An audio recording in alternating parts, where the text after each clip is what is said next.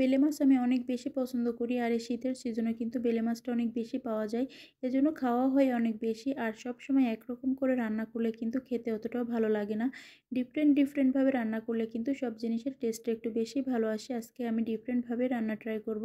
আমি সবসময় বেলে মাছ হাতে মাখিয়ে বসিয়ে দিই, আজকে একটু কষিয়ে রান্না করব। এখানে পরিমাণ মতো কাঁচামরিচ, পেঁয়াজ, লবণ, হলুদ কষিয়ে নিচ্ছি। এখন একটু কষানোর জন্য পানিও দিয়ে দিব। আমি ছোট মাছ রান্নার ক্ষেত্রে কখনো বাটা মশলা বা গুঁড়া মশলা দিয়ে রান্না করি না, একদম সাদামাটা করে রান্না করি। আমার কাছে মনে হয় ওই রান্নাটা বেশি ভালো লাগে। আমার আম্মা ছোটোবেলা থেকে আমাদের যেভাবে রান্না করে খাইয়েছে, আমার কাছে মনে হয় ওইভাবেই বেশি ভালো লাগে। তো এখানে কষানোর জন্য একটু পানি দিয়ে দিলাম। আর এই মাছগুলো 15 দিনের মতো ফ্রিজে রাখা ছিল, যার কারণে কষিয়ে রান্না করছি। বেলে মাছ যখনই বাসায় আনি আমি তখনই টাটকা ফ্রেশ রান্না করার ট্রাই করি। এই বেলে মাছগুলোর সাথে সাথে রান্না করলে খেতে বেশি ভালো লাগে, কিন্তু মাছ অনেকগুলো আনছিল, যার কারণে অনেকগুলো ফ্রিজে রাখা ছিল, সেগুলো এখন রান্না করতেছি।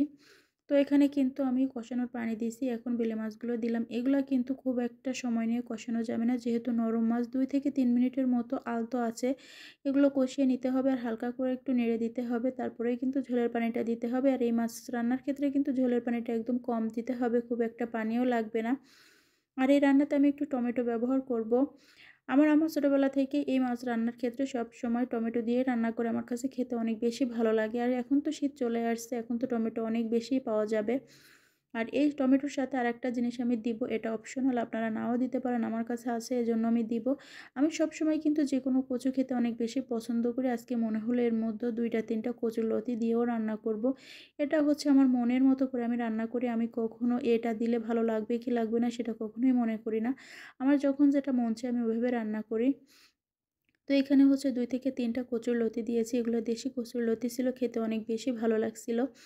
আর এগুলো হচ্ছে যখন সিদ্ধ হয়ে যাবে তখন টমেটো দিব। আগে টমেটো দিলে কিন্তু সিদ্ধ হবে না। তো কচুর লতিটা যখন সিদ্ধ হয়ে গেছে তখন কিন্তু আমি একটা টমেটো কেটে দিয়েছি।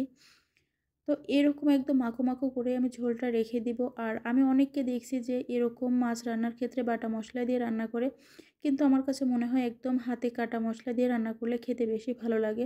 কিন্তু বড় বেলে মাছ হলে একটু হালকা মশলা বাটা দিয়ে যদি মাখা মাখা ঝোল রাখা হয় সেটাও ভালো লাগে। তো এক এক দিন এক এক রকম করে রান্না করি, সব সময় একরকম রান্না করলে ভালো লাগে না।